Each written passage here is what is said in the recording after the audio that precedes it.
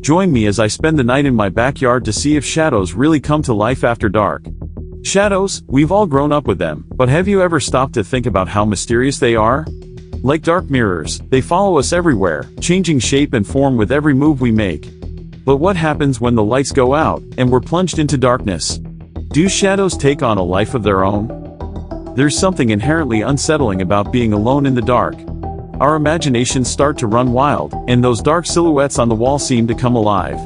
We've all heard the rumors: shadows are the gateway to another dimension, they're home to malevolent entities, or they're a portal to the spirit world.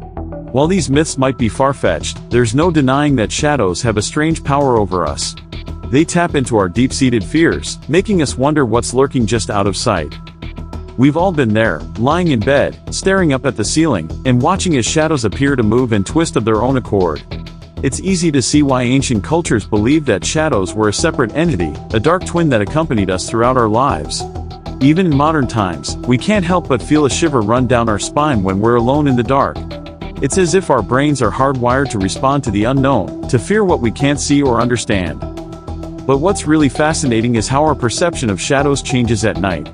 In the daytime, they're just a mundane part of our environment, but as soon as the sun dips below the horizon, they take on a new level of significance. It's as if our brains are more receptive to the unknown in the dark, more willing to believe in the supernatural.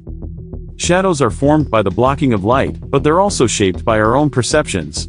Our brains are wired to recognize patterns, so when we see a shadow that resembles a face or a figure, we automatically assume it's something more.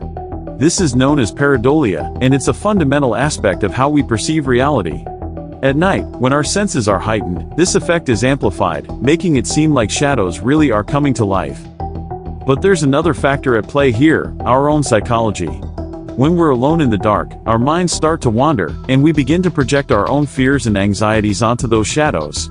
It's a form of psychological transference, where we see our own dark emotions staring back at us.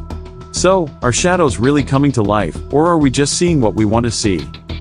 I have to admit, I've had some pretty weird experiences with shadows at night. One time, I was camping in the woods, and I could have sworn I saw a figure moving just beyond the edge of the campsite. It was just a shadow, of course, but it was so vivid, so real, that it stuck with me for weeks afterward. It made me realize just how powerful our imaginations can be, and how easily we can be fooled into seeing things that aren't really there. But here's the thing: even if shadows aren't actually coming to life, they still hold a deep significance for us.